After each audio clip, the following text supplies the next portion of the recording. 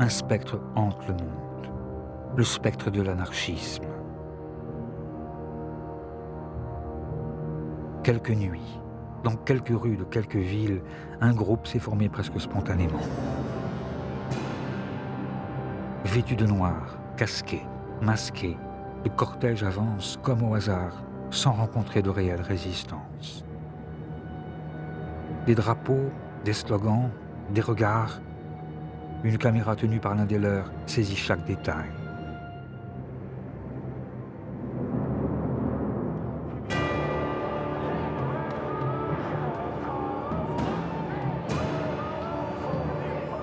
Soudain, les barres de fer jaillissent.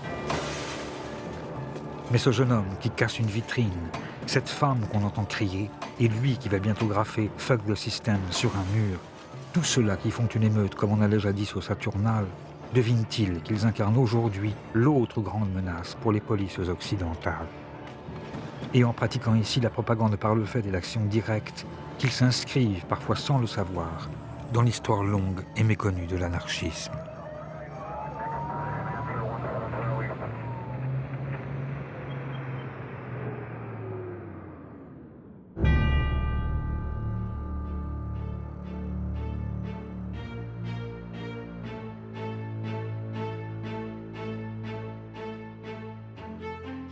Qui sont-ils? D'où viennent-ils et que pensent-ils, ceux qui hier comme aujourd'hui se disaient anarchistes? Pourquoi, alors qu'ils furent fichés, leurs visages nous demeurent-ils étrangers? Pourquoi leurs pensées semblent-elles confuses et leur histoire si inquiétante? Né du capitalisme, frère ennemi du communisme d'État, l'anarchisme n'a pourtant eu de cesse de souffler son vent de révolte sur le monde. Et si certains libertaires purent se changer en criminels, jouant du revolver ou faisant parler de la dynamite, on oublie qu'ils furent nombreux à proposer des alternatives et entamer des révolutions sur les 5 continents. Mais les pouvoirs ligués les ont partout et toujours réprimés. On les a menés enchaînés à la guillotine ou on les sangla au dossier de la chaise électrique. Et le moindre de leurs châtiments ne fut sûrement pas la réduction de leurs gestes à une chronique de faits divers, ni l'effacement de leur victoire dans la mémoire sociale. Or, même avec ces pratiques passées désormais dans nos habitudes de vie, quand leurs idées finirent par se populariser, se diffuser et tisser de nouveaux réseaux qui séduisent les jeunes générations de Paris à New York et de Tokyo à Buenos Aires, les anarchistes ont continué de susciter le fantasme et de provoquer le malentendu. D'où vient donc l'odeur de soufre qui précède chacun de ces sombres cortèges? Et quelle folle espérance se soulève avec chaque drapeau noir brandi? Comment l'anarchisme, qui rêve pour notre vieux monde d'un autre futur et combat depuis plus de 150 ans tous les maîtres et les dieux, nous pose-t-il des questions toujours aussi actuelles? Et pourquoi son histoire, qui oscille comme un pendule de gauche à droite, de l'insurrection à l'attentat, est-elle plus que jamais la nôtre?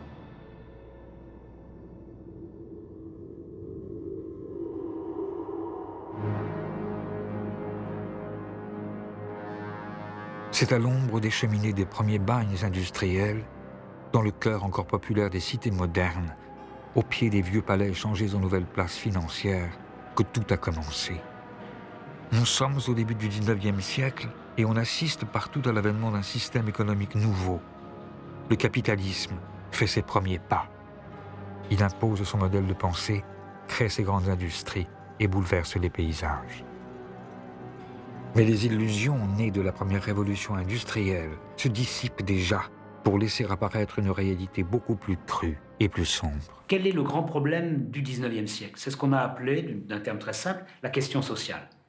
La société se développe, on invente le chemin de fer, on invente d'abord la machine à vapeur, le chemin de fer, le bateau à vapeur, les métiers à tisser. D'une certaine manière, on voit que la société progresse considérablement, l'hygiène, la médecine, tout ce qui va avec. Et en même temps, la misère n'a jamais été aussi effroyable par ceux qui précisément travaillent dans les fabriques, dans les manufactures, dans ce qu'on appellera plus tard les usines. La plupart des penseurs, qu'ils s'appellent Saint-Simon, qu'ils s'appellent Fourier, qu'ils s'appellent Proudhon, qu'ils s'appellent Marx ou Cabet ou Owen, on peut aligner tous les noms que l'on veut, tous se posent la question comment résoudre la contradiction. On ne peut pas comprendre la naissance de l'anarchisme si l'on ne se souvient pas de la vie de peine et de misère que mène en ce temps le prolétaire, celui qui ne possède rien que sa force de travail. Sa journée dure plus de 12 heures et le salaire qu'il retire de son labeur ne lui permet pas de manger à sa faim. Il n'a ni jour de repos, ni assurance, ni retraite. Ses enfants travaillent dès qu'ils peuvent se tenir sur leurs jambes et 1 sur 2 meurt avant l'âge de 6 ans. Les carences, les épidémies et l'alcool font des ravages, l'analphabétisme est la norme et l'accident, la loi. En 1840, l'espérance de vie d'un travailleur ne dépasse guère les 30 ans. Les ouvriers n'ont jamais été aussi pauvres, les ouvriers n'ont jamais autant travaillé, les ouvriers n'ont jamais aussi peu profité de l'extraordinaire banquet auquel participent les propriétaires des moyens de production. Quel système social va permettre de résoudre la question, c'est-à-dire de donner non seulement du travail, mais à manger suffisamment à l'ouvrier, et plus qu'à manger, pour qu'il puisse lire, pour qu'il puisse se cultiver, pour qu'il puisse participer à la société démocratique. Tout comme la bourgeoisie qui bénéficie du progrès et vit dans l'opulence a pu trouver dans le libéralisme son idéologie, c'est dans un socialisme au contour encore vague que le prolétariat voit à l'époque une réponse possible à ses problèmes. Mais pour apporter une réelle solution aux injustices, le socialisme doit surmonter une autre contradiction, presque philosophique, celle-là. Le problème des problèmes en philosophie politique depuis le libéralisme classique, c'est la conjugaison de la liberté puis de l'égalité. Comment assurer le plus grand éventail possible de liberté compatible avec le fait que tout le monde ait le même éventail de liberté, avec la plus grande égalité possible, dans la mesure où, sans égalité, la liberté demeure incomplète et il faut concilier ces idéaux de liberté et d'égalité. Un anarchiste américain disait « Pleine liberté sans l'égalité, c'est la jungle. Pleine égalité sans la liberté, c'est la prison. » Et on ne veut ni de la jungle ni de la prison. Cette tentative de concilier, et c'est pas facile, mais le maximum de liberté avec le maximum d'égalité, cette aspiration double à la fois à l'égalité et à la liberté, je pense que c'est une des valeurs fondamentales de l'anarchisme. Jusqu'à la moitié du 19e siècle encore, le terme d'anarchisme, dont la racine grecque anarche signifie absence du pouvoir, est un terme négatif utilisé pour désigner le désordre et le chaos, et il sert alors le plus souvent à dénoncer les fauteurs de troubles. Mais même si l'anarchisme avait pu avoir des précurseurs comme Diogène de Sinope, Thomas Müntzer, Mary Wollstonecraft, Ando Shoeki, comme le libre penseur Sade ou Théophile Leviau, les utopistes comme Godwin, Owen ou Fourier, des révolutionnaires enragés comme Gracchus Babeuf ou Sylvain Maréchal et des contemporains comme Stirner, en décidant de reprendre le terme à son compte, c'est Pierre-Joseph Proudhon qui s'en sert alors pour définir une position politique révolutionnaire et charger soudain l'anarchisme d'une valeur positive.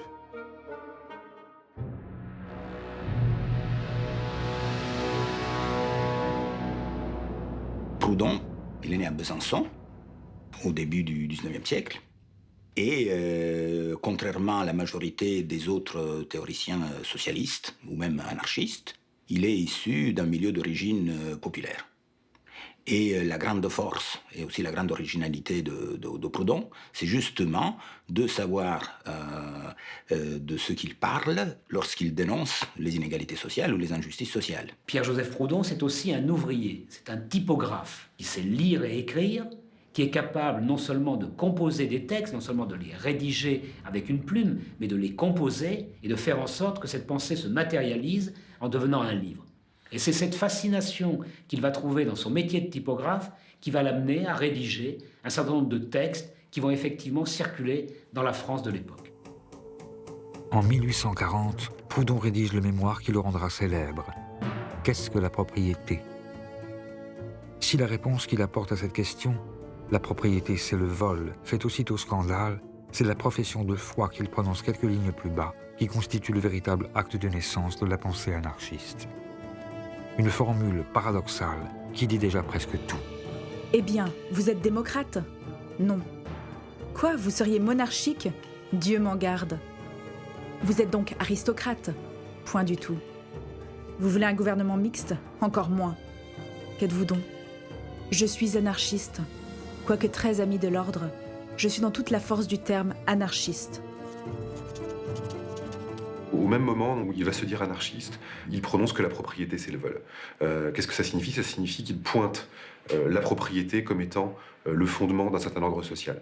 Et se dire anarchiste, c'est dire « je m'en prends au fondement de l'ordre social repéré comme étant la propriété ». Proudhon va même encore plus loin, puisque pour lui, il y a une espèce comment dirais-je, de lien étroit entre la domination politique exercée par l'État, la domination économique exercée par le capital et la domination religieuse exercée par l'idée de Dieu.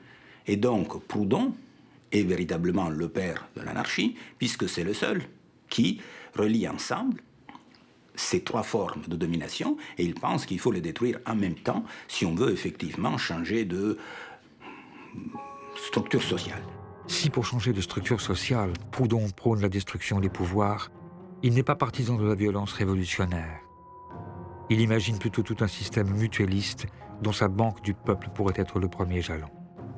Sa pensée n'en est pas moins attaquée de toutes parts. Il est critiqué, caricaturé, interdit. Pourtant, ses œuvres voyagent et son anarchisme séduit rapidement les socialistes du monde entier. Comme ce jeune docteur en philosophie, Karl Marx, qui écrit alors qu'il le considère comme le nouveau héros du mouvement ouvrier européen. Ou plus loin, aux marges de l'Europe, dans la lointaine Russie, où le comte Lev Nikolaïevitch Tolstoï emprunte à Proudhon le titre de l'un de ses essais pour nommer son nouveau livre « La guerre et la paix ». Mais c'est avec Mikhaïl Bakounine, un ancien cadet passé par toutes les prisons d'Europe et plusieurs fois condamné à mort, que l'anarchisme va devenir une pensée, à proprement parler, révolutionnaire.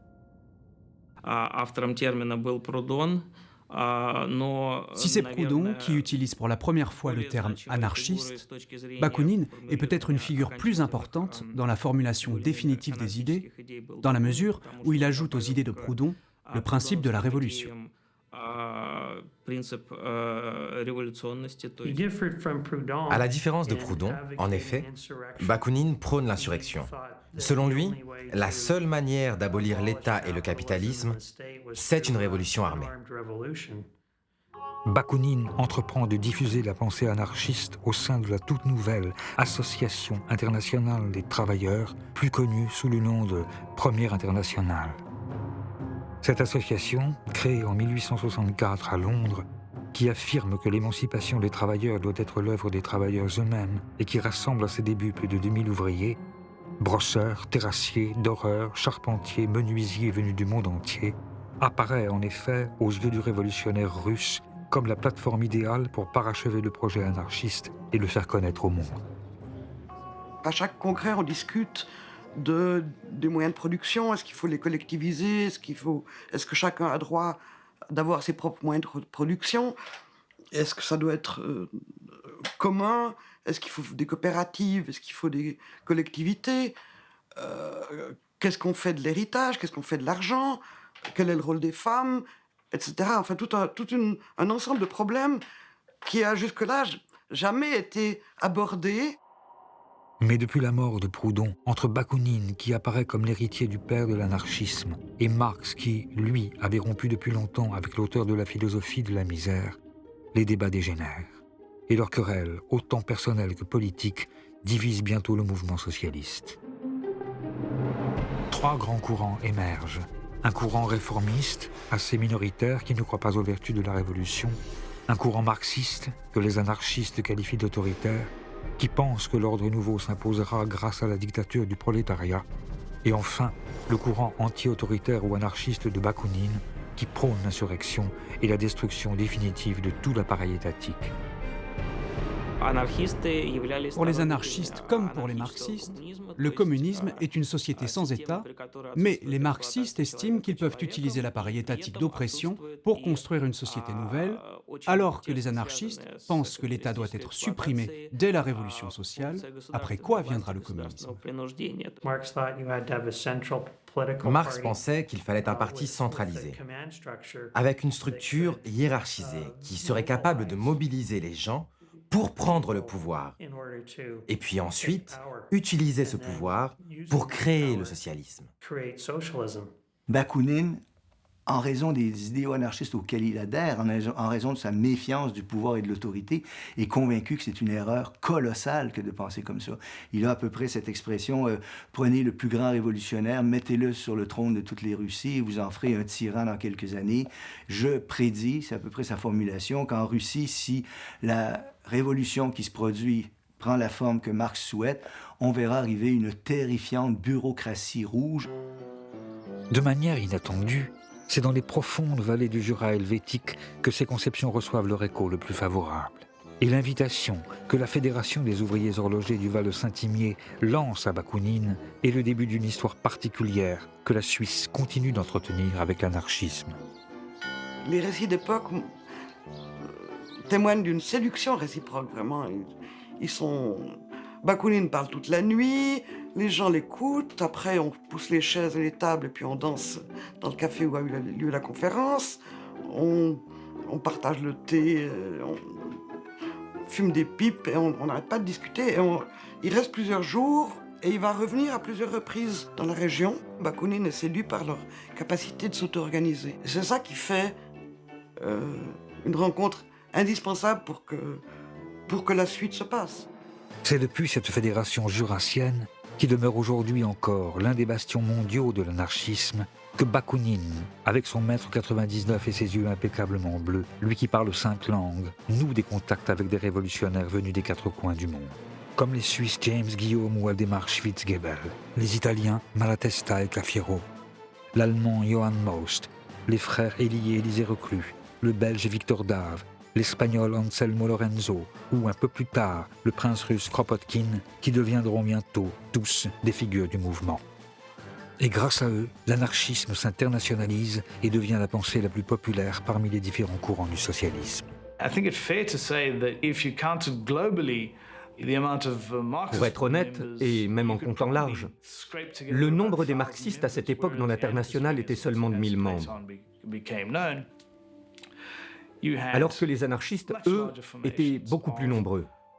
Il y en avait 60 000 en Espagne, 15 000 au Mexique, et leur fédération était bien plus puissante. Devenus effectivement majoritaires en nombre d'adhérents au sein de l'Internationale, les émules de Bakounine et de Proudhon sont particulièrement nombreux en France aussi.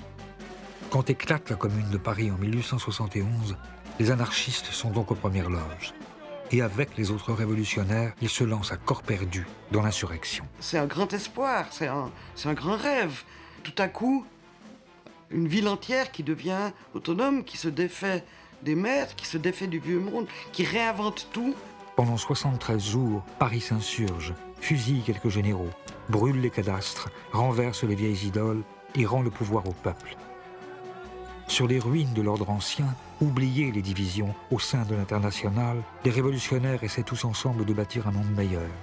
On donne à chacun selon ses besoins, on nourrit les indigents, on alphabétise les illettrés, on soigne les infirmes. On sépare l'Église et l'État. Les arts redeviennent accessibles à tous, les femmes s'éduquent, votent et disposent de leur corps, et la ville fonctionne presque sans gouvernement. La Commune à la lettre n'est pas un événement anarchiste. Mais c'est la première tentative de destruction intégrale de l'État, de destruction immédiate de l'État. Il y a l'idée, d'un seul coup, d'un soulèvement et d'une prise en main à l'échelle d'une capitale de la vie économique, politique par la population elle-même. Même si la Commune n'est pas anarchiste, ceux qui se disent anarchistes ou ceux qui vont le devenir, comme Louise Michel, sont en première ligne. Et quand le mouvement s'étend aux grandes villes françaises, Bakounine en personne vient participer à l'insurrection lyonnaise.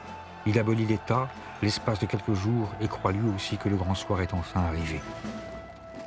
Mais déjà, le pouvoir contre-attaque. Les communards élèvent des barricades et se préparent au combat.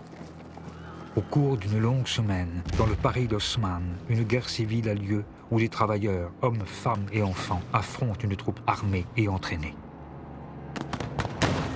Et la terreur contre-révolutionnaire est à la hauteur de l'effroi que la Commune a jeté dans les rangs de la bourgeoisie. La troupe fusille au hasard. La fine fleur du prolétariat est coupée. Paris se change en un immense charnier. Un massacre dont on n'a pas idée aujourd'hui. On a longtemps discuté sur le nombre de morts. 25 000, 30 000, c'est probablement plus près de 20 000. Mais tuer avec les fusils de l'époque, mettons 20 000 personnes en une semaine, c'est quasiment impossible. Ça veut dire que si on a arrêté de tuer le 28 mai 1871, c'est parce que la terre de Paris, parce que les caniveaux, parce que les égouts n'arrivaient plus à absorber le sang. La brutalité de l'écrasement de la Commune de Paris a choqué beaucoup d'ouvriers en Europe et dans le reste du monde. Et les anarchistes se sont dit, si l'État peut agir de la sorte, alors nous aussi nous avons le droit d'agir de la même façon. Ils se sont dit qu'il ne pouvait pas y avoir de changement pacifique. Parce que si on agit de manière pacifique, on est massacré, comme ont été massacrés les communards. Si vous êtes pacifiste, on vous exécute. Une part de la relève anarchiste est assassinée au cours de la Semaine sanglante. Une autre est condamnée à la déportation dans les bagnes calédoniens. Les rares qui échappent à la mort et au châtiment de l'État connaissent l'exil et la misère. Les marxistes profitent de leur diminution pour achever de les exclure de l'international. Mais l'anarchisme survit. Traqué, grimé, Bakounine parvient à s'enfuir.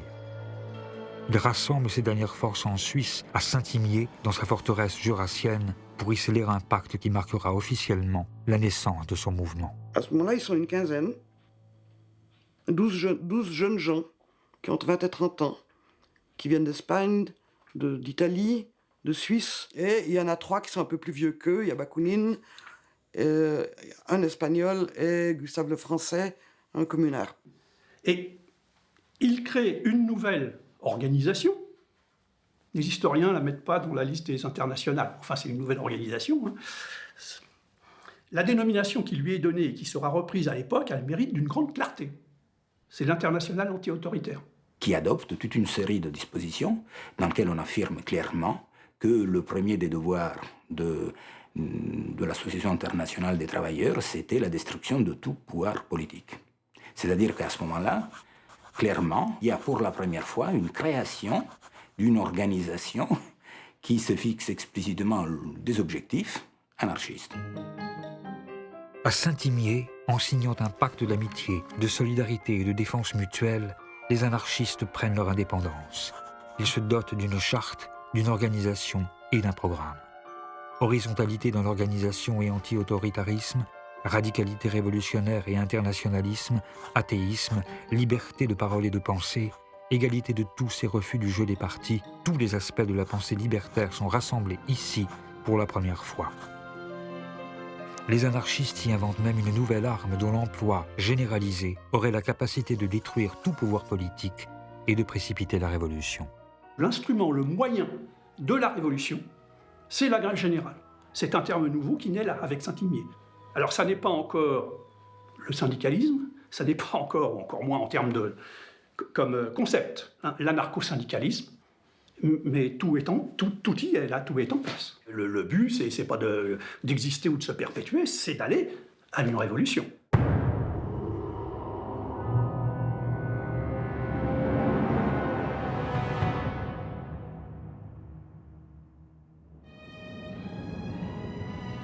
C'est dans les jeunes États-Unis d'Amérique que cette arme nouvelle va être utilisée pour la première fois à grande échelle. Déposé par les grandes vagues de migration, l'anarchisme, ici aussi, a pris racine. Il a même trouvé, dans ces bataillons de pauvres qui viennent grossir les grands centres industriels du Nord, où le salariat ressemble tant à l'esclavage du Sud, un terreau favorable à son épanouissement. Car au début des années 1880, la guerre civile se prolonge dans des luttes sociales sévèrement réprimées, comme celle des cheminots de Pennsylvanie, où le gouvernement fédéral fait tirer à l'arme lourde sur les travailleurs. Les charges, baïonnettes au canon, font des dizaines de morts. Pour les nouveaux arrivants, le rêve américain se change souvent en long cauchemar. L'histoire générale des émigrants, que ce soit les Italiens, les Allemands ou les Français, est toujours la même. S'ils sont des ouvriers qualifiés, ils ne trouvent que des emplois sous-qualifiés. S'ils sont des ouvriers sous-qualifiés, ils occupent alors les pires emplois. Et tous perdent leurs illusions en arrivant. Ils ne croient plus au système politique qui se prétend alors démocratique et républicain. Ils se rendent compte de toute la corruption. Et donc, nombre de ces immigrants, soudain, se radicalisent. Cette rencontre avec des idées radicales a notamment lieu à Chicago, où nombre de ces immigrés finissent par arriver. L'acier, le béton et la viande réclament des bras. Rongée par la naissante mafia à la solde d'industriels tout-puissants, la ville regorge alors de travailleurs ségrégés, de filles de joie et d'enfants des rues. Elle devient rapidement le foyer de la contestation. Chicago était le foyer de l'anarchisme aux États-Unis dans les années 1880. Les relations de travail dans cette ville étaient très dures. Il y avait peu de place pour la négociation et les compromis. Les tensions étaient très fortes. Elles opposaient les ouvriers qui vivaient dans une effroyable misère et l'élite économique locale qui refusait tout type de concessions. Inspiré par la nouvelle stratégie anarchiste, en 1886, un 1er mai, qui n'est encore qu'une date parmi d'autres, un mot d'ordre de grève générale est lancé. 340 000 travailleurs se rassemblent pour exiger la journée de 8 heures. La police disperse violemment les manifestants. Les murs se recouvrent d'appels à la vengeance. Le surlendemain, les anarchistes organisent une manifestation de protestation sur la place de Haymarket. Cet événement devient fondateur dans l'histoire du mouvement ouvrier. Les leaders anarchistes ont pris la parole. Mais à la fin de la manifestation, au moment où la police a voulu disperser les manifestants,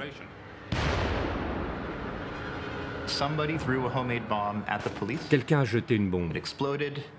Elle a explosé au milieu des policiers et tué des agents. Il y a un mouvement de foule. La police se met à tirer. Les manifestants répliquent. Les Américains ont l'habitude encore aujourd'hui d'être armés. Mais les autorités, sans aucune preuve, ont considéré que c'étaient les anarchistes qui étaient responsables de ce désordre et de la bombe.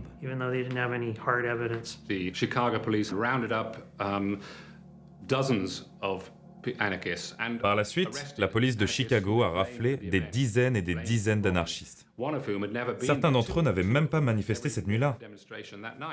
C'est vraiment un exemple classique de réaction. La police de Chicago a utilisé cette bombe pour justifier une répression beaucoup plus globale. 8 anarchistes sont accusés d'avoir jeté la bombe. Dans sa plaidoirie, le procureur reconnaît à demi-mot leur innocence. Nous savons que ces 8 hommes ne sont pas plus coupables que les milliers de personnes qui les suivaient, mais ils ont été choisis parce qu'ils sont des meneurs. Messieurs du jury, faites d'eux un exemple, faites-les pendre, et vous sauverez nos institutions et notre société. Sur les 8, 5 sont condamnés à mort. Louis Slings se suicide en prison. Les 4 autres, August Spies, George Engel, Adolf Fischer et Albert Parsons, sont pendus. Ce n'est qu'en 1893 que le gouverneur de l'Illinois a innocenté les anarchistes qui avaient été pendus. Il a confirmé que c'était le chef de la police de Chicago qui avait tout organisé, et même sans doute commandité l'attentat pour justifier la répression qui allait suivre. Ça a provoqué une immense colère, non seulement parmi les anarchistes, mais parmi les humanistes du monde entier. Ce procès avait été inéquitable. Et les anarchistes de Haymarket sont devenus des martyrs pour tous les anarchistes et tous les socialistes. Et par la suite, on pouvait voir leurs portraits partout, dans toutes les organisations ouvrières, non seulement en France, en Grande-Bretagne, mais jusqu'en Amérique latine. Le retentissement mondial de l'affaire d'Haymarket a pour conséquence l'adoption du 1er mai comme journée internationale des travailleurs. Dans les années qui suivent, des manifestations ont lieu partout, emmenées par les anarchistes. Mais c'est en France que le massacre de Chicago va faire entrer l'anarchisme dans une nouvelle ère, celle des bombes et de la propagande par le fait.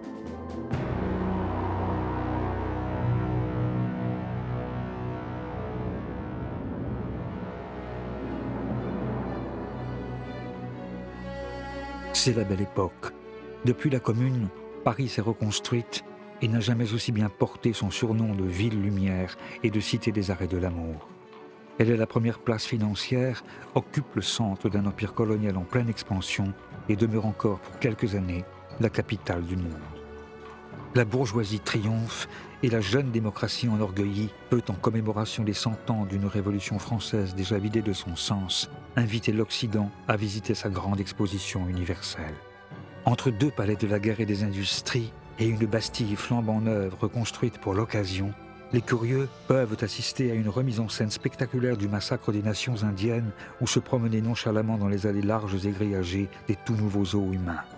Ici, le marxisme est encore très minoritaire et l'anarchisme reste le seul mouvement de masse révolutionnaire. Louise Michel, qui est revenue des bagnes calédoniens où elle a été convaincue par les thèses libertaires, multiplie les conférences, organise des manifestations et lui donne même son nouvel emblème. On considère en gros que Louise Michel est l'inventeur du drapeau noir. Lors d'une manifestation des sans-travail à Paris en 1883, Louise Michel va utiliser un chiffon noir, un signe d'emblème. Et elle justifiera son geste lors de son procès. Le drapeau noir, c'est à la fois un drapeau de deuil et un drapeau qui marque la spécificité des anarchistes. En fait, en réalité, les choses sont un petit peu plus compliquées, puisqu'au même moment, on trouve à Lyon un journal qui s'intitule explicitement Le Drapeau Noir. Je crois que c'est le premier qui s'appelle Le Drapeau Noir. J'ai filmé Le Drapeau Noir. C'est une photocopie. Mais quand même. Mais il y a une chose quand même extrêmement importante qu'il faut savoir, c'est que ce n'est pas parce que Louise Michel arbore son chiffon noir, ce n'est pas parce que le journal de Lyon va s'appeler Le Drapeau Noir que le drapeau noir est immédiatement annexé par les anarchistes. Et donc, dans un premier temps, l'utilisation du drapeau noir reste minoritaire. Le drapeau des anarchistes, c'est le drapeau rouge. Ça ne fait pas plaisir à beaucoup de libertaires ou à beaucoup de marxistes, mais ça, c'est la réalité. L'Internationale, en revanche, la chanson qui deviendra l'hymne du Parti communiste, elle, et que vient d'écrire Eugène Pottier, a été dédiée à l'origine à Gustave Lefrançais, un anarchiste signataire du pacte de Saint-Imier. Chantée alors sur l'air de la Marseillaise, elle reste, aujourd'hui encore, un véritable manifeste libertaire, comme le signale notamment le début du deuxième couplet avec le fameux « Ni Dieu, ni César, ni tribun ». Il n'est pas de sauveur suprême, ni Dieu, ni César, ni tribun. Producteurs, sauvons-nous nous-mêmes, décrétons le salut commun. Mais dans cette période de reflux révolutionnaire, pour Louise Michel, le temps n'est plus aux chansons ni aux beaux discours, il faut passer à l'action. Inspirée par Karl Heinzen et son essai sur le meurtre, et par la stratégie des nihilistes qui mettent alors à feu et à sang la Russie, elle appelle les travailleurs à la révolte violente. Manque-t-il donc de pioches pour creuser des souterrains? De dynamite pour faire sauter Paris? De pétrole pour tout incendier? Imitez les nihilistes et je serai à votre tête, sur les débris d'une société pourrie qui craque de toutes parts et dont tout bon citoyen doit se débarrasser par le fer et le feu, nous établirons le nouveau monde social. Elle se rend en compagnie de Malatesta et Kropotkin au premier congrès international anarchiste à Londres et y définit avec eux la nouvelle stratégie du mouvement. La propagande par le fait, qui n'a pas un auteur déterminé, est une expression spontanée de l'action révolutionnaire. Ce n'est pas nécessairement une explosion ou une bombe, mais juste une action qui dépasse les limites du discours. Au travers d'un geste exemplaire, les anarchistes pensaient qu'on pouvait mieux transmettre le message libertaire.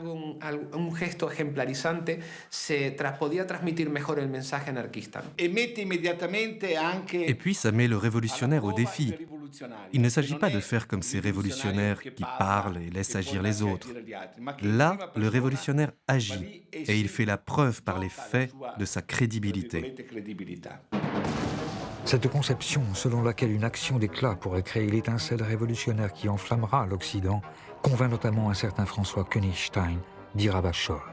Il adhère au mot d'ordre de Louise Michel et Kropotkin, qui sont, avec Malatesta, les nouveaux théoriciens de l'anarchisme et qui ont appelé à la révolte permanente par la parole, par l'écrit, par le poignard ou la dynamite. Ravachol voit lui aussi, dans la toute nouvelle invention de Nobel, l'outil idéal pour détruire le vieux monde.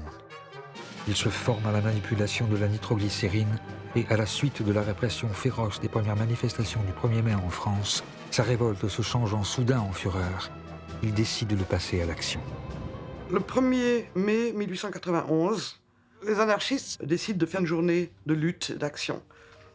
Pas une journée de défilé ordonné comme c'est devenu de nos jours. Et donc, il y a des échauffourées à Clichy, où les flics tapent sur les anarchistes et les anarchistes tapent sur les flics. Et puis, à Fourmies, dans le Nord, il y a une fusillade contre les femmes et les enfants qui sont devant le cortège. Et il y a plusieurs morts. Et c'est à cause de ça que Ravachol pose des bombes. Comme un symbole, Ravachol place ses bombes artisanales boulevard Saint-Germain et rue de Clichy. Devant les portes des appartements du juge et de l'avocat général qui ont condamné à de lourdes peines de prison 3 manifestants anarchistes, il dépose des valises. Les dégâts sont impressionnants. Ces bombes n'ont tué personne. Elles n'étaient que la réponse à la condamnation des manifestants anarchistes de Clichy. Mais la police française, les médias en France, mais aussi au Royaume-Uni et dans le reste du monde, ont alors fait de Ravachol, qui n'aurait pas dû être un personnage important de l'histoire de l'anarchisme, la face sombre du mouvement, son versant destructeur. Le mythe de l'anarchiste poseur de bombes vient de naître. Ravachol fait peur, on le traque. La préfecture se dote d'armes nouvelles. La police se réinvente en scientifique.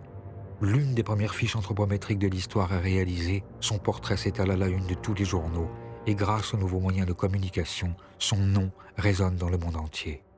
Le Petit Parisien, le Petit Journal, le Journal et le Matin, les 4 journaux qui tirent entre 700 000 et plus d'1 million d'exemplaires par jour, les unes notamment de leur supplément de Domenico le dimanche, font tout pour faire peur dans les chaumières.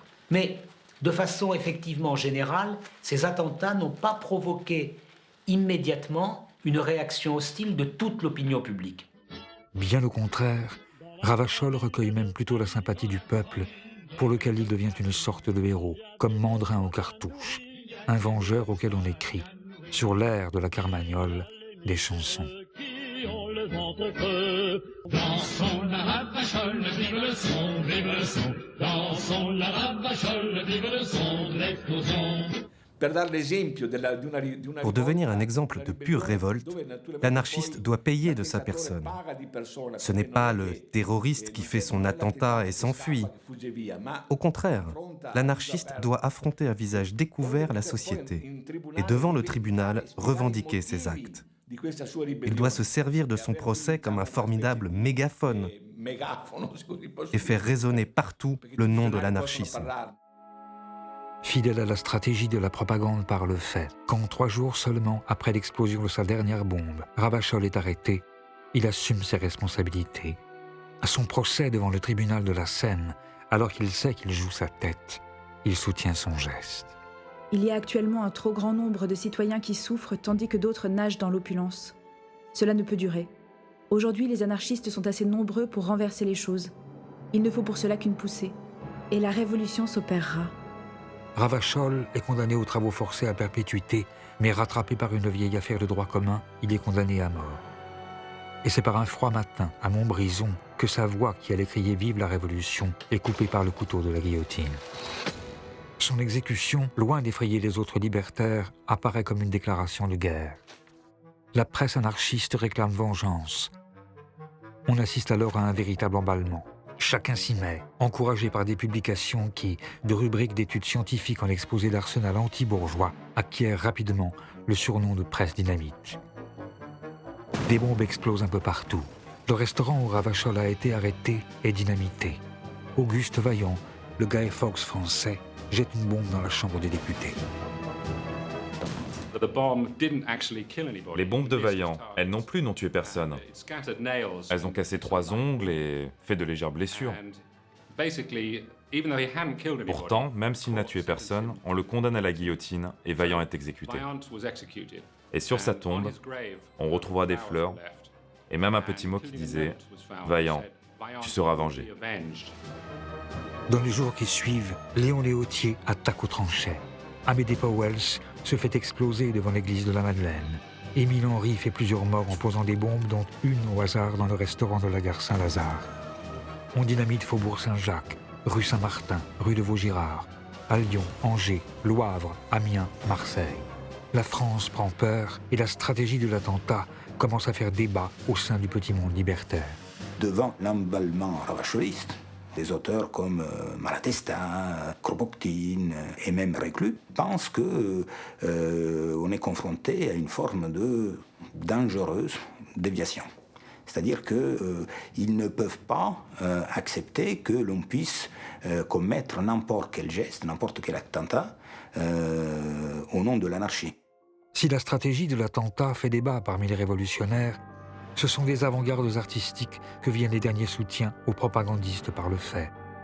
Après Wagner, Seurat ou Courbet, aux côtés des littérateurs libertaires comme Octave Mirbeau, Georges Darien ou Félix Fénéon, des créateurs comme Alfred Jarry, Pissarro, Rodin, Ibsen, Oscar Wilde, Joseph Conrad, Jack London ou Mallarmé, ils sont nombreux alors à admettre, même ressentir une certaine admiration pour les poseurs de bombes.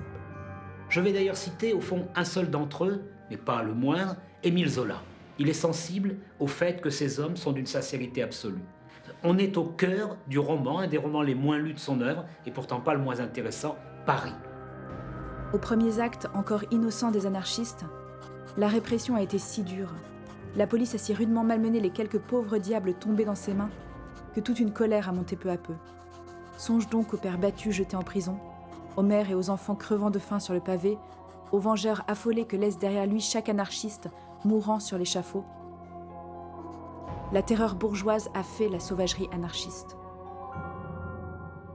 Indépendamment de ses soutiens et malgré les critiques, lors de l'exposition coloniale de Lyon, cette escalade dans la violence atteint son apogée à la suite de l'assassinat du président de la République Sadi Carnot par un anarchiste de 20 ans, un jeune boulanger venu d'Italie. Caserio, Sante Hieronimo Caserio, profite de la visite du président Sadi Carnot à Lyon pour l'assassiner. Carnot avait été prévenu, il avait été prévenu d'ailleurs par la police mais aussi par les anarchistes, que le sang de ceux qui avaient été condamnés à la guillotine lui retomberait sur les mains. Sadi Carnot est assassiné et il meurt sous le couteau à Lyon. La mort de Sadi Carnot est un coup de tonnerre. On lui fait des funérailles nationales, ses cendres sont mises au Panthéon.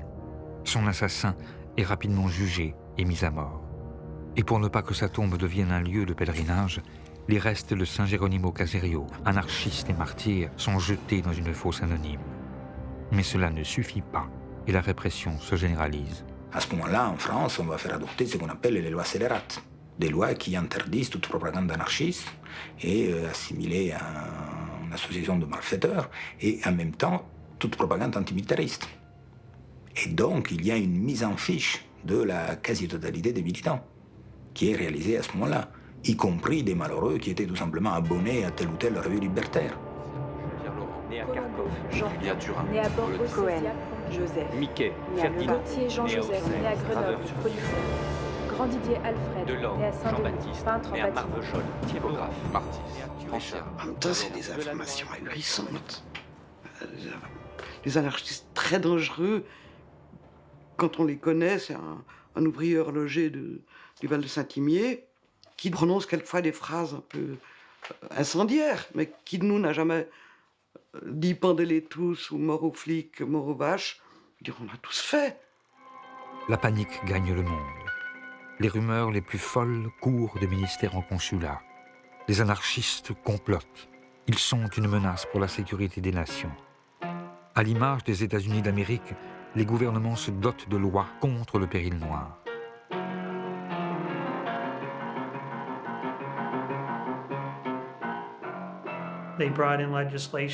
On a alors voté des lois qui interdisent aux anarchistes d'entrer aux États-Unis d'Amérique.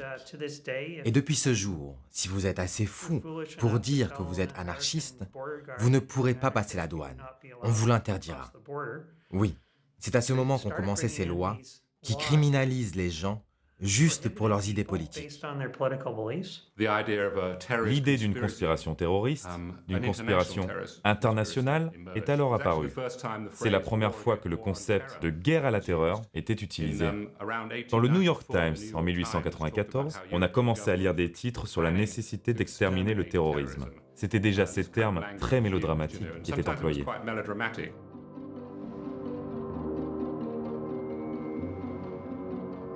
Pour faire la guerre à cette internationale noire tout imaginaire, une bien réelle internationale policière se met en place. Les gouvernements de 21 pays organisent la Conférence internationale pour la défense sociale contre les anarchistes, où sont jetées les bases de ce qui deviendra Interpol. À Rome, en 1898, a lieu la conférence anti-anarchiste qui rassemble tous les gouvernements. Parce que tous les gouvernements, les rois, les princes, sont tous terrorisés à l'idée de se faire assassiner par un anarchiste. Mais tout ça ne sert à rien, puisque le 29 juillet 1900, en Italie, le roi Umberto Ier est assassiné par un anarchiste, Gaetano Bresci.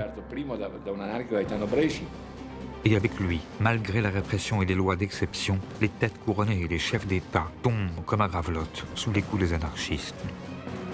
Le tsar de Russie, les présidents d'Uruguay, d'Équateur, du Salvador, en Espagne, le président du Parti conservateur et au Portugal, le roi et le prince héritier sont tués. À Genève, Luigi Lucchini poignarde l'impératrice Élisabeth d'Autriche, plus connue sous le nom de Sissi. À Madrid, le président du Conseil espagnol est assassiné. Et ainsi de suite, jusqu'à la guerre où Alexandros Kinas tue le roi des Grecs et Gavrilo Princip, l'archiduc d'Autriche et sa femme. Mais face à la propagande par le fait des anarchistes, l'État fait de la propagande. Et quand il se trouve des entrepreneurs malins, l'anarchisme peut aussi servir à faire la promotion de ses petites affaires.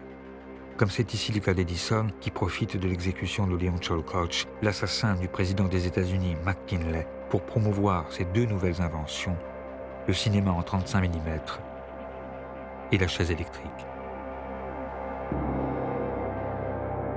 Ces attentats qui, somme toute, bien sûr, ils sont pas marrants, mais ils n'ont pas fait beaucoup de morts. Je pense que la période des attentats en France, elle a fait moins de morts que la révolte des bagnards aux îles du Salut en 1994, où ils sont tous fait assassiner par les gardiens. En réalité, le nombre de ces attentats n'est pas si élevé. Les historiens s'accordent à dire qu'il y a eu moins de 200 morts dans toute la période de la propagande par le fait. Creo que la sobredimensión que han tenido los atentados anarquistas y los magnicidios.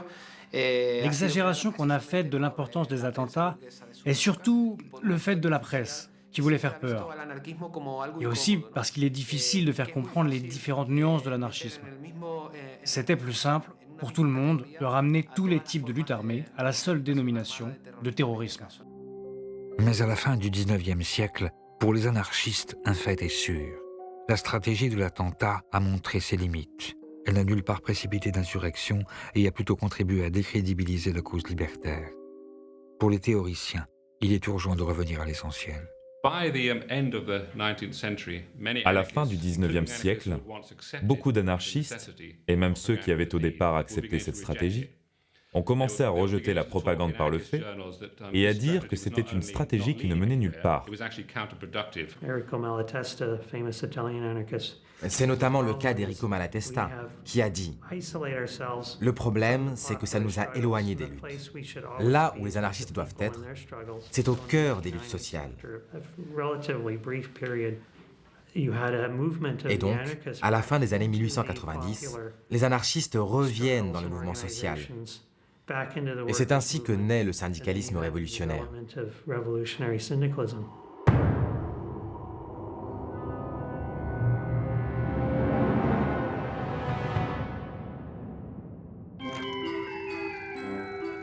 Depuis quelques années, un peu partout, les travailleurs ont conquis le droit de s'organiser en syndicats.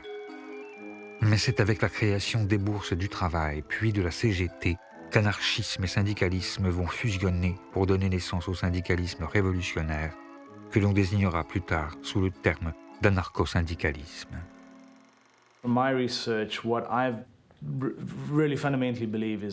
Mes recherches montrent que le syndicalisme est fondamentalement une stratégie anarchiste. Bien sûr, c'est né en dehors du mouvement anarchiste, et c'est quelque chose que les anarchistes ont ensuite adopté. À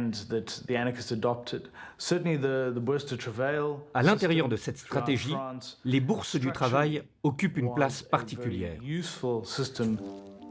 Le grand promoteur du mouvement des bourses du travail est un jeune anarchiste qui s'était fait connaître en s'opposant à la stratégie de l'attentat. C'est quelqu'un pour qui j'ai une très grande admiration, c'est Pelloutier. Alors, c'est un Français, Pelloutier, qui meurt très jeune, à 30 quelques années, en s'étant tué à la tâche, littéralement. Mais il va fonder cette idée de bourse du travail. Qu'est-ce que c'est que ces bourses du travail? Tout comme le nom l'indique, c'est une bourse, c'est-à-dire un endroit où l'on vient pour négocier son travail, c'est-à-dire pour chercher un travail. Au départ, c'est simplement, effectivement, pour permettre à ceux qui n'avaient pas de travail d'en trouver. Et puis rapidement, les bourses du travail deviennent des écoles professionnelles, des écoles, des bibliothèques. On y discute, on y élabore une véritable pensée. Alors pour un étranger comme moi, parce que quand je vais en France, je trouve ça très émouvant de voir ces bâtiments-là. C'est des bâtiments habituellement assez imposants, hein, c'est très beau. Que les ouvriers se sont payés eux-mêmes avec leurs économies. Et dans ces bâtiments-là, il y avait une incarnation des idéaux sociaux, politiques, économiques qu'ils défendaient. Il y avait des lieux de défense des travailleurs immédiates. C'était des lieux où on incarnait véritablement ce qu'on voulait voir plus tard dans la société. C'était des lieux où on commençait à donner les prémices de la société de demain et on commençait à donner des outils pour lutter pour y parvenir. On y trouvait typiquement, on pouvait y trouver un musée du travail, on pouvait y trouver des cours du soir. Il y a des débats, des conférences, des spectacles aussi le dimanche où les ouvriers viennent en famille, et des spectacles un peu exigeants, élevés. Enfin, c'est vraiment des foyers d'éducation populaire. Donner à l'ouvrier la science de son malheur, la formule de Pelloutier. Il y a encore une fois cette idée que la situation objective, elle est connaissable. On peut la connaître, et si on donne les informations pertinentes aux gens qui sont concernés, ils comprendront la situation dans laquelle ils se trouvent et ils seront vraisemblablement intéressés à la transformer, cette situation-là. Donc c'est cette idée que la connaissance du monde est un préalable à la volonté de le transformer. On retrouve cette idée-là chez les anarchistes, on retrouve cette idée-là chez Pelloutier. Le nombre de bourses du travail explose. Sous la pression des travailleurs, les villes se dotent de palais du peuple. On en compte près d'une centaine au début du siècle. Elle fusionne avec la CGT qui regroupe alors des milliers de syndiqués. S'ils ne sont pas tous libertaires, loin s'en faut, ils se donnent pour secrétaire aux fédérations Émile Pouget, un anarchiste consommé qui considère lui aussi que c'est le syndicat et non le parti politique qui doit avoir un rôle central, stratégique et révolutionnaire. C'est l'âge d'or, au fond, du mouvement syndical. On est bien dans le syndicalisme d'action directe, dans ce que je préférerais appeler même le syndicalisme autosuffisant. Il n'y a pas besoin de relais politique. Il n'y a pas à distinguer ce qui relève du politique avec des élections, avec des partis qui, par le vote, obtiendraient un certain nombre de réformes, et puis le syndicat qui se contenterait au fond des réformettes ou des petites mesures qui ne concernent que les travailleurs de telle usine. Non. Le syndicalisme doit être capable de rebattre toutes les cartes et de changer radicalement la société. Cette conception globale du rôle du syndicat amène les anarchistes à refuser la stratégie des urnes. Le vote, loin de leur apparaître comme l'exercice d'un droit, est bien plutôt conçu comme une légitimation de l'ordre établi. À chaque élection, ils prônent un abstentionnisme radical. Ils savent bien que le vote, c'est une arme tout à fait illusoire, que ça ne change rien, dans la mesure, notamment, où dans la meilleure des démocraties, les 10 représentants du peuple n'ont aucun compte à rendre au peuple qui les a élus. C'est pas un refus de la démocratie, c'est une contestation de ce qu'on nous donne habituellement comme étant la démocratie. Alors, ils imaginent des manières de fonctionner. Alors, dans les mouvements anarcho-syndicalistes, il y avait des délégués, mais ils étaient révocables en tout temps. Alors, c'est une façon différente de penser la politique. Pour changer les choses dans cette manière différente de penser la politique, les anarcho-syndicalistes préfèrent utiliser l'arme forgée à la suite du congrès de Saint-Imier. Et c'est ainsi que partout dans ce XXe siècle naissant, on voit fleurir le même mot d'ordre, grève générale. L'idée peut paraître simpliste vue d'aujourd'hui, mais elle est en même temps révolutionnaire. Si toutes les usines s'arrêtent de travailler, comment les capitalistes pourront-ils continuer à toucher leurs capitaux, à toucher leurs dividendes, puisqu'il n'y aura plus rien? Et si tout le monde en même temps fait la grève, ça suppose pour certains l'économie de l'insurrection. La société s'écroulera d'elle-même sans qu'il soit besoin d'une violence extrême, puisque la bourgeoisie ne pourra pas faire front. Ce sera déjà la société sans État, puisque l'État n'aura plus de raison d'être. C'est pas l'idée, au fond, de tuer ou de mettre en prison les bourgeois, les capitalistes. C'est les tuer dans leur essence de capitalistes. S'il n'y a plus de capitaux produits, il n'y a plus de capitalistes. En revanche, le capitalisme, lui, tue. Comme à Courrières en 1906, où a lieu l'une des plus grandes catastrophes de l'histoire ouvrière. À la suite d'un coup de grisou et d'un coup de poussier, les mines s'enflamment. Afin de préserver le gisement de charbon, les propriétaires bouchent la mine. Plus de 1500 mineurs sont pris au piège des flammes, des gaz et de l'obscurité. Seuls 24 en reviendront. Aussitôt, les mineurs se mettent en grève. Les femmes en tête réclament justice. Les anarchistes sont en première ligne. Clémenceau, qui vient d'être nommé ministre de l'Intérieur, envoie la troupe.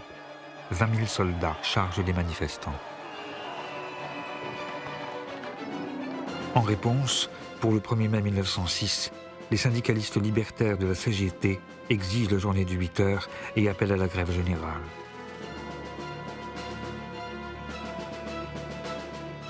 Il y a comme un avant-goût du 36 ou de mai 68. Dans les bourses du travail, si les anarchistes font des soupes populaires et jouent à l'orchestre, ils savent que bientôt viendra l'heure de l'affrontement. En plein cœur de cette époque qui n'est pas belle pour tout le monde, les travailleurs se préparent. La bourgeoisie tremble. La France retient son souffle. Il y a toute une fébrilité autour de ce 1er mai 1906 qui doit être le départ de la grève générale. Donc il y a une attente presque millénariste. On voit des banderoles dans tant de jours nous serons libres. C'est actualisé au fur et à mesure qu'on se rapproche de la date fatidique. Et il y a une véritable panique qui saisit la bourgeoisie à l'approche de ce 1er mai 1906. Et à Paris, il y a 45 000 hommes de troupes pour empêcher toute manifestation de se tenir. Donc il y a la tactique du manège et des dragons qui tournent en rond sur les places. Il va y avoir des affrontements autour de la place de la République. C'est vraiment des charges sabre au clair.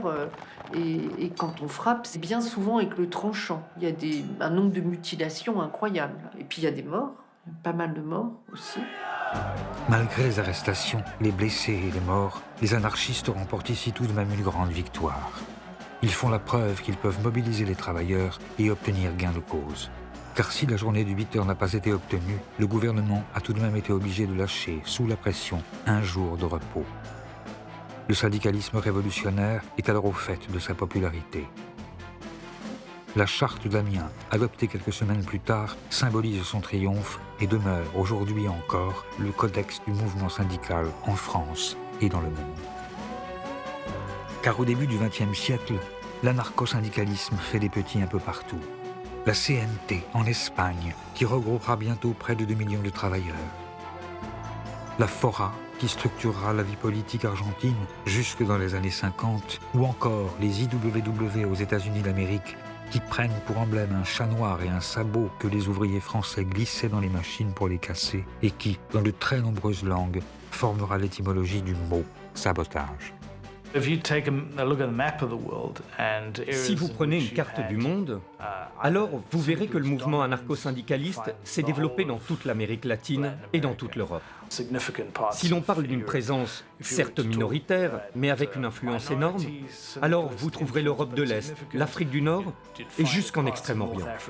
Le syndicalisme révolutionnaire s'est implanté aussitôt dans le monde entier, surtout dans les pays capitalistes industrialisés. Avec ces organisations qui voient le jour tout autour du monde et leurs publications qui tirent dans toutes les langues, le courant syndicaliste révolutionnaire parvient à toucher des franges de la population jusqu'alors négligées par les autres courants politiques. Et grâce à elle, l'anarchisme étend son influence et accroît sa force d'impact. Au fur et à mesure de l'implantation des syndicats anarchistes, ceux-ci se dotaient toujours de sections féminines. Ce ne sont pas des ghettos, car ces sections féminines étaient vraiment aux avant-postes de la Révolution. Et je crois que c'est important de comprendre ça, car les femmes jouaient alors un rôle de pionniers. Et ces sections féminines devenaient aussitôt, en quelque sorte, des avant-gardes révolutionnaires. Esclaves entre tous les prolétaires, ce sont effectivement des femmes qui mènent ces luttes syndicales et ouvrent pour l'anarchisme de nouveaux fronts. Le mouvement libertaire devient ainsi, en ce temps où les femmes n'ont pas le droit de vote, ni celui d'avoir un compte en banque, le seul mouvement révolutionnaire à avoir des figures féminines de premier plan. On se souvient de Louise Michel, la communarde réprouvée devenue héroïne populaire, et d'Emma Goldman, l'émigrée russe surnommée la femme la plus dangereuse d'Amérique. Mais il y a encore Voltairine Leclerc, dont le talent littéraire n'aura d'égal que le foisonnement de la pensée, Leda Raffanelli, la militante convertie à l'islam et figure marquante de l'anticolonialisme au Proche-Orient, ou Virginia Bolton, qui, avec le sous-titre « Ni Dieu, ni Maître, ni Marie », publie le premier journal féministe de l'histoire. Sans oublier Lucy Parsons, dont l'époux accusé à Haymarket avait été l'un des 5 martyrs de Chicago et qui, née esclave, deviendra l'une des premières militantes de la cause noire. Connues et reconnues, ces femmes qui remplissent des salles sur leur seul nom sont admirées par les sympathisants anarchistes et craintes par les pouvoirs établis, qui n'hésitent pas à les enfermer, à les déporter et même à les exécuter, comme ce fut le cas de Kano Sugako, journaliste féministe et martyre japonaise, qui finira pendue au crépuscule du soir après avoir été accusée à tort de haute trahison. Mais en dépit de la participation de ces personnalités, le syndicalisme révolutionnaire n'en finit pas moins par montrer ses limites. Et Malatesta, encore lui, s'en inquiète qu'il le voit devenir un mouvement légalitaire dans lequel les anarchistes semblent avoir oublié ce qu'ils sont et ce pourquoi ils luttent. Ce que Malatesta critique alors, c'est ce syndicalisme apolitique, de ventre mou, qui n'ose pas contester le pouvoir. Un syndicalisme qui jette la confusion et veut juste perdurer, qui n'admet pas que son objectif final doit être la destruction de tout pouvoir politique. Désespérant de l'action collective, mais aussi victime d'une répression disproportionnée, de nombreux révolutionnaires préfèrent alors se détourner des organisations pour créer, après l'insurrectionnalisme et l'anarcho-syndicalisme, le dernier grand courant du mouvement anarchiste, l'individualisme.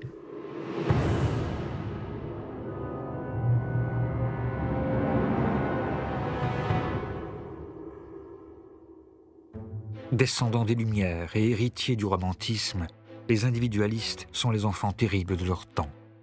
Ils lisent Nietzsche et Stirner, prônent une objection de conscience généralisée et entendent mener immédiatement, en rupture avec les principes autoritaires en cours dans la société, une existence pleine et entière.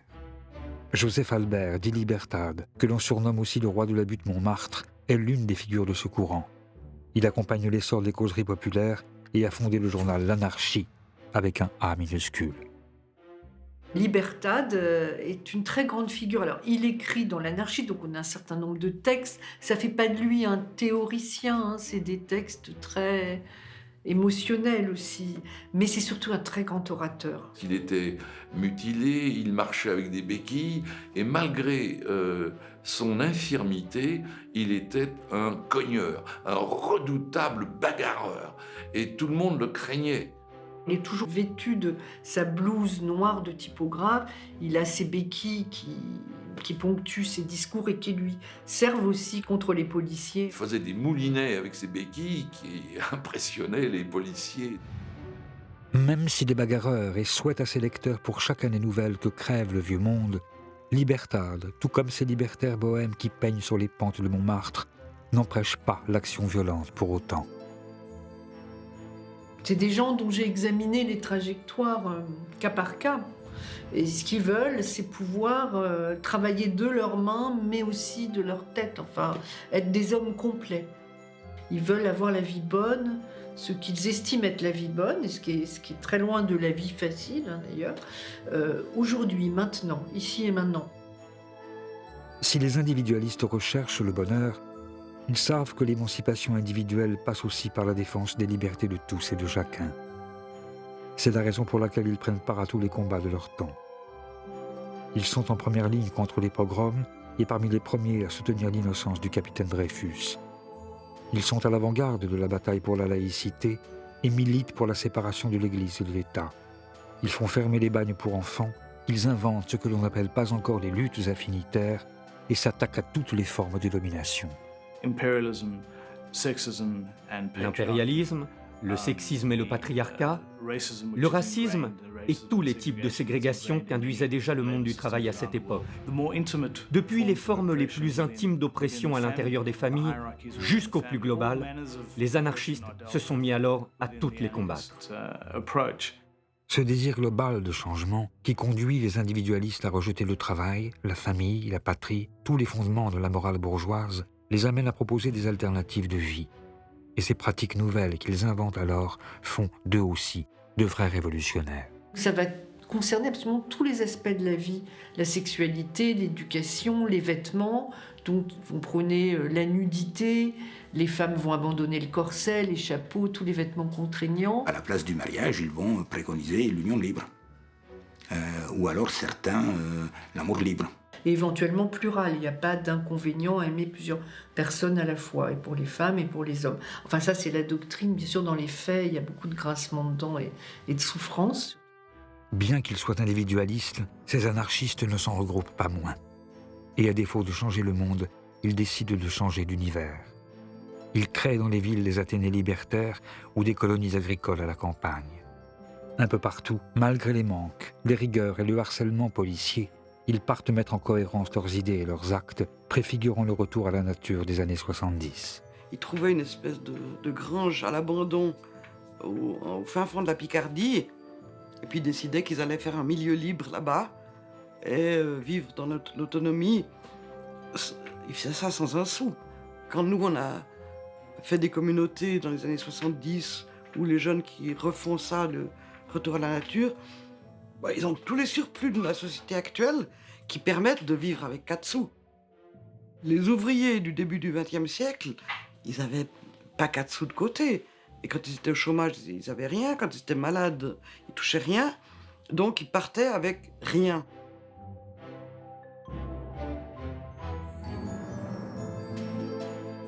Alors il y a des gens qui émigraient aussi. Il y a des communautés au Paraguay, au Costa Rica, sur des îles de Polynésie française. Donc là, effectivement, la vie est peut-être un peu plus facile. On peut cueillir des mangues et des papayes, et survivre avec un petit bout de tissu autour des hanches. On voit alors partout des colonies se créer, en Belgique, aux États-Unis, ou comme ici en Palestine, où des individualistes juifs fondent de Gagna la mer des kibbutzim. Mais c'est effectivement en Amérique latine que de véritables villes libertaires voient le jour.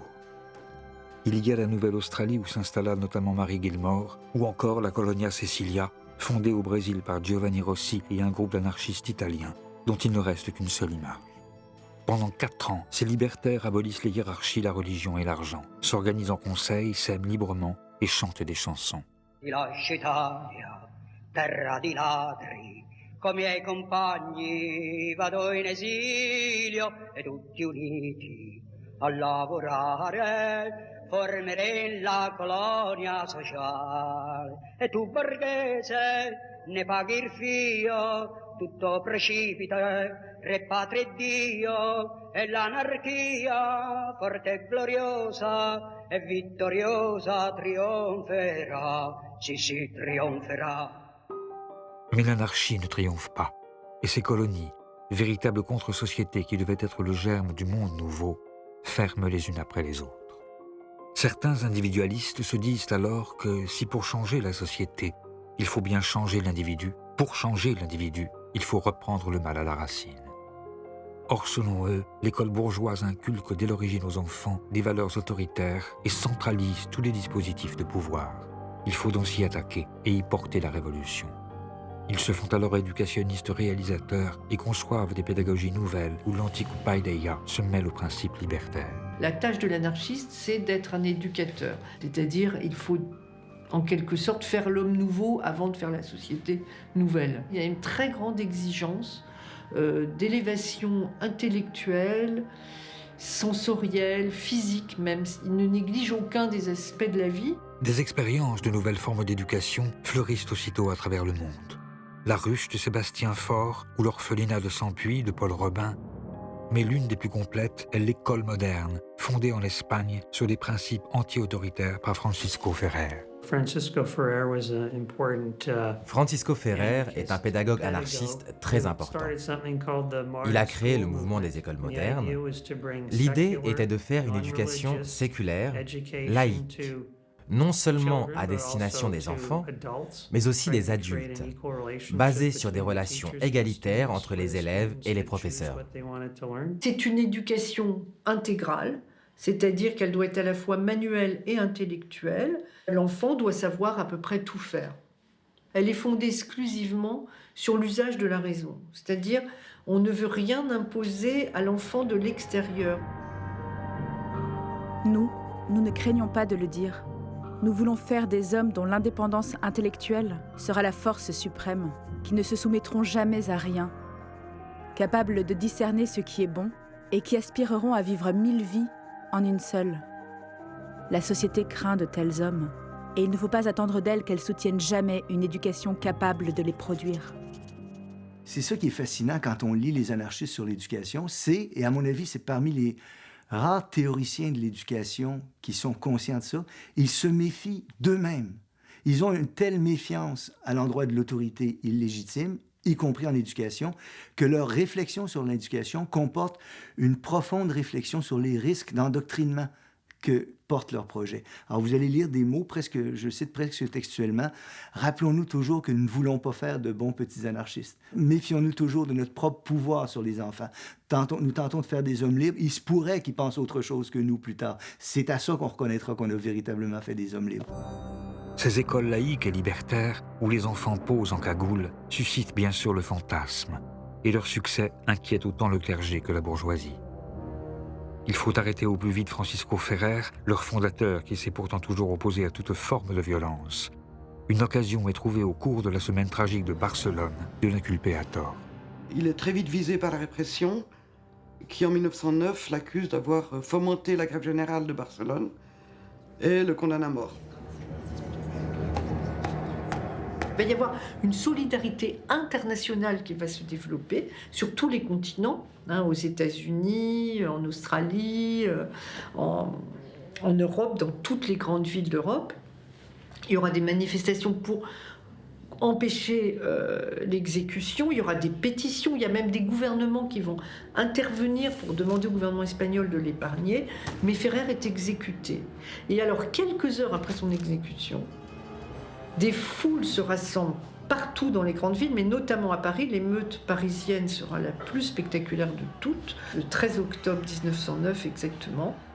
Il va y avoir une émeute d'une intensité extraordinaire. Les terrassiers, qui sont vraiment la fleur du prolétariat de cette époque, arrivent pioche à l'épaule, dépavent les avenues, mettent à nu les conduites de gaz, les percent, les enflamment. Paris est transformé en brasier. L'assassinat de Ferrer par la justice espagnole, qui provoque les échauffourées les plus violentes depuis la Commune, a ses équivalents dans le monde entier. Il y aura celui de Kotoku au Japon quelques mois plus tard, ou ceux de Sacco et Vanzetti aux États-Unis d'Amérique, qui déclencheront tous d'immenses mouvements de solidarité internationale.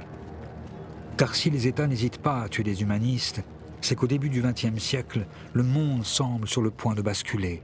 Rien qu'en 1905, on compte une révolution en Russie, des manifestations insurrectionnelles en Allemagne, en Italie, au Royaume-Uni, un vendredi rouge en Hongrie, une rébellion en Crète, une grève générale en Pologne, une semaine rouge au Chili, un mouvement de masse en Inde, le commencement de l'ère de la violence populaire au Japon, des soubresauts révolutionnaires en Mongolie ou encore une révolution constitutionnelle en Perse. Et partout, les anarchistes sont à la manœuvre. Mais malgré ces larges mobilisations, comme à Macédoine lors de l'insurrection à la fois nationaliste et libertaire d'Ilinden, tous ces mouvements sont noyés dans le sang. Et c'est dans ce contexte de répression généralisée, on l'oublie trop souvent, que certains individualistes vont reprendre la voie des armes, comme au temps de la propagande par le fait, mais avec, cette fois, la conscience de la vanité de leurs gestes et l'assurance de la tragédie qui les attend.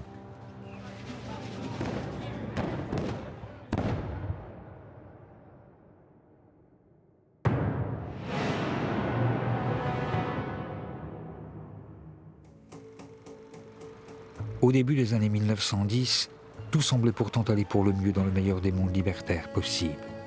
Un congrès international venait d'avoir lieu à Amsterdam où s'était rassemblée la crème de l'anarchisme mondial. Les anarchistes y étaient parvenus à se mettre plus ou moins d'accord sur 2 points fondamentaux. La nécessité d'organiser le mouvement en fédération nationale et, en cas de guerre, répondre à la mobilisation par la grève générale.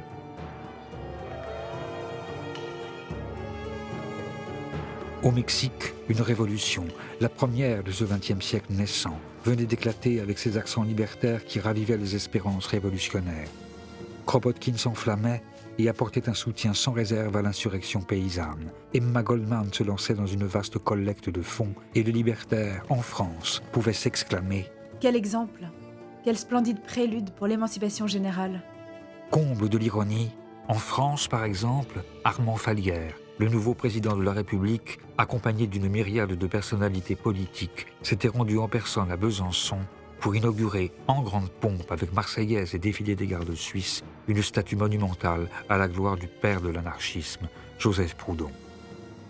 Oui, tout semblait aller pour le mieux en ce début des années 10, dans le meilleur des mondes libertaires possibles.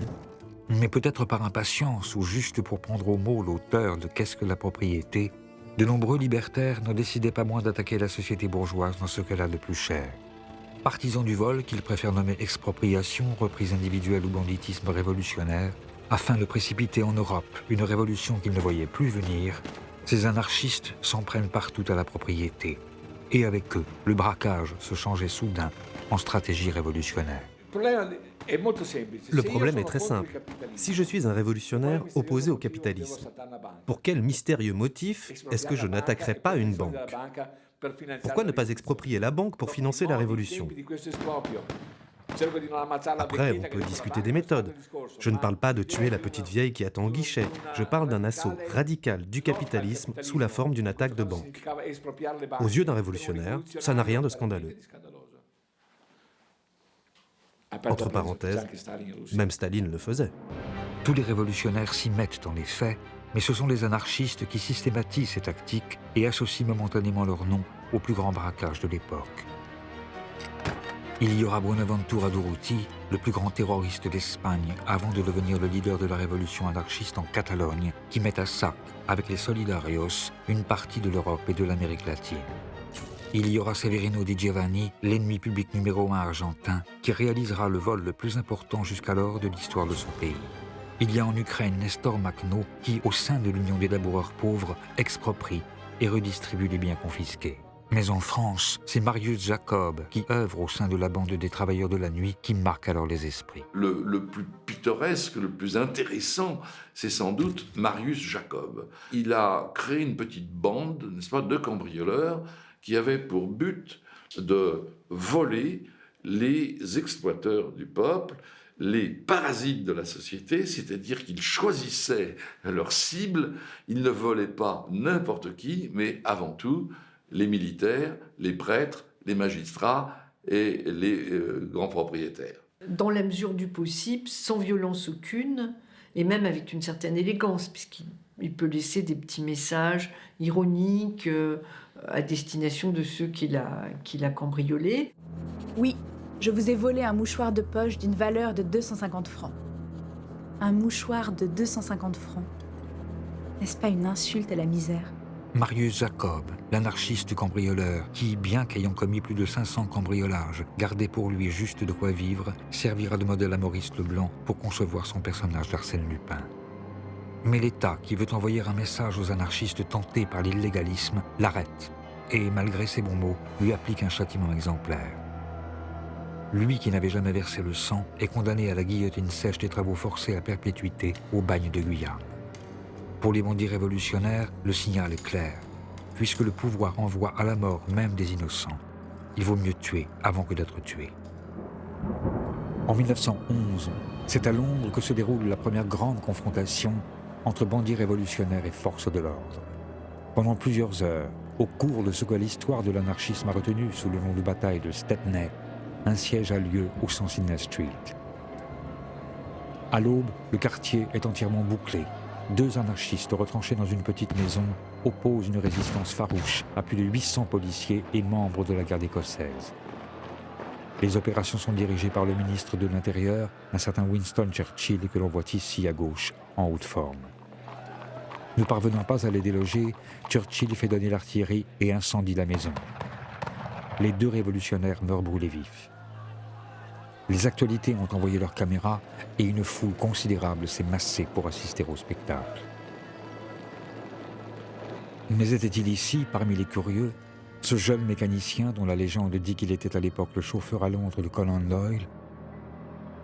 Un fait est sûr, c'est en revenant en France l'année suivante qu'il décide de passer à l'action en formant une bande dont le nom va bientôt faire trembler l'Europe, la bande à Bono.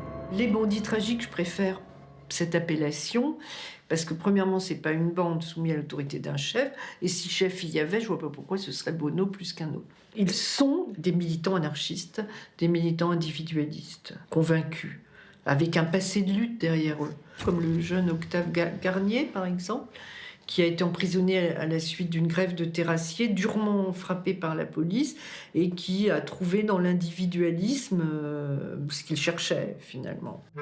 Austères doctrinaires, dont la vie est exemplaire, ces hommes ignorent le tabac, l'alcool, le jeu et le bordel. Ils fréquentent le journal L'Anarchie, dirigé par Victor Serge. Mais c'est grâce à leur connaissance de la mécanique qu'ils vont d'abord entrer dans l'histoire en étant les premiers à utiliser la voiture pour commettre leur braquage. Leurs prises sont bien maigres et ne permettent pas de financer la révolution. Mais leurs attaques se caractérisent par une violence indiscriminée. Sur leur passage, le nombre de morts explose. Leurs têtes sont mises à prix. La presse offre une prime de 100 000 francs à qui permettra leur capture. Les toutes nouvelles brigades du Tigre se mettent à leur trousse. Mais loin d'avoir peur, les bandits défient la société. Et Octave Garnier va même jusqu'à écrire aux responsables de la 3e brigade, dite brigade des anarchistes. Je sais que cela aura une fin. Dans la lutte qui s'est engagée entre le formidable arsenal dont dispose la société et moi, je sais que je serai vaincu. Je serai le plus faible. Mais j'espère vous faire payer cher votre victoire. Ils savaient qu'ils étaient condamnés à mort, ils se savaient condamnés. C'est un acte parfaitement désespéré. Ils l'acceptaient. Absolument. Absolument. Dans tout ce qu'on lit, on ne remarque aucun symptôme de peur, on ne remarque aucun début de fuite, enfin rien du tout. Rien. Ils ont dit, nous attaquons la société. Elle est assez horrible. Je crois qu'ils n'avaient pas mal de raison de la considérer comme horrible à cette époque-là. Nous l'attaquons. Nous l'attaquons et nous irons, enfin tranquillement, ils disaient toujours, mais nous irons, c'est la guillotine qui nous attend, ou la mort, enfin peu importe. Ils le savaient. C'est assez extraordinaire. Mais malgré l'admiration relative et ultérieure qu'aura pour eux Jacques Brel, qui interprétera dans un film paru en 1968 l'un des membres de la bande à Bono, la geste des bandits tragiques s'achève le 28 avril 1912 dans la proche banlieue de Paris. Ça se termine par un siège qui oppose des hommes seuls à une troupe d'1 millier d'hommes, avec 10 000 spectateurs autour, d'ailleurs, venus assister à la lie de ces hommes traqués. Ils se battent comme des lions jusqu'au bout, toute la nuit, comme la petite chef de M. Seguin avec le loup, avec aucune chance de s'en tirer, et ils le savent. Et c'est ça qui fait d'eux, je dirais, des sortes de propagandistes par le fait.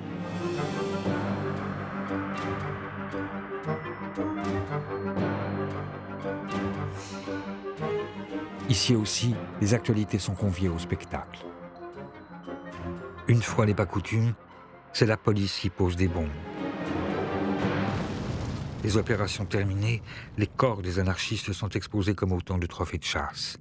Cette affaire marque les esprits et signe momentanément la fin du banditisme révolutionnaire en France.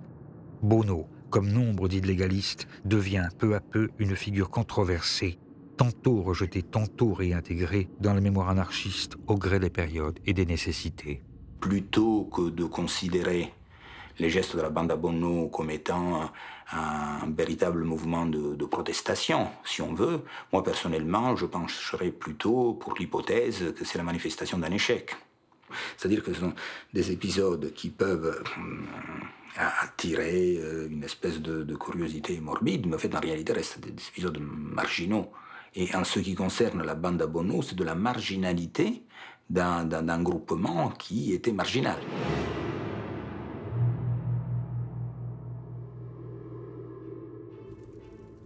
Le battage médiatique fait autour de la bande à Bono permet surtout à l'époque de disqualifier le mouvement anarchiste dans ses efforts pour empêcher la guerre. Car devant les démonstrations de masse que firent les libertaires aux côtés des autres socialistes, par exemple ici, au Pré Saint-Gervais près de Paris, ou avec la Semaine rouge d'Ancône en Italie, où Malatesta était parvenu à étendre la grève générale aux marches en Romagne et jusqu'en Toscane, les impérialismes craignaient plus que tout que les travailleurs du monde parviennent à s'entendre. Ils avaient réactivé les lois scélérates et rempli des fichiers, comme en France, le sinistre carnet B, dans lequel étaient répertoriés les noms des révolutionnaires qui devaient être arrêtés en cas de conflit. Mais grâce à la peur fabriquée avec l'affaire des bandits tragiques et devant le choc provoqué par l'assassinat à Sarajevo de l'archiduc François Ferdinand, l'État n'avait pas eu besoin d'y recourir. Et avec la mort de Jean Jaurès, même des figures de l'anarchisme comme Kropotkin finissaient par se rallier à l'Union sacrée. Les affiches des libertaires appelant à la désertion pouvaient désormais se recouvrir des appels à la mobilisation générale. Et c'est ainsi, alors que commençait un massacre d'une ampleur inimaginable, qui fera bien plus de morts que toutes les révolutions, pendant que les travailleurs tombaient par millions et que les mutins mouraient seuls devant les pelotons d'exécution, que des paroles de Malatesta ou d'Emma Goldman, restés fidèles à leur idéal, purent se perdre pour un temps dans le bruit de la mitraille. Le rôle des anarchistes est de continuer à proclamer qu'il n'y a qu'une seule guerre, celle qui, dans tous les pays, est menée par les opprimés contre les oppresseurs. Notre rôle, c'est de montrer aux hommes la générosité, la grandeur et la beauté de l'idéal anarchiste, la justice sociale réalisée par l'organisation libre des producteurs, la guerre et le militarisme à jamais supprimés, la liberté entière conquise par la destruction totale de l'État et de ses organismes de coercition. Vive l'anarchie! Car notre sang bleu est noir, notre drapeau rouge est noir, notre étoile jaune est noire, notre vie en rose est noire.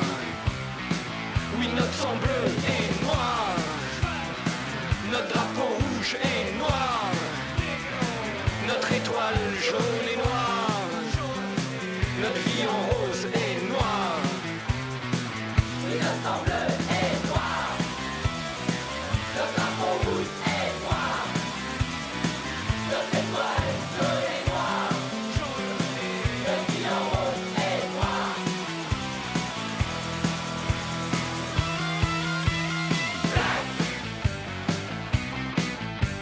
Black, black, black, black, et on fait bloc.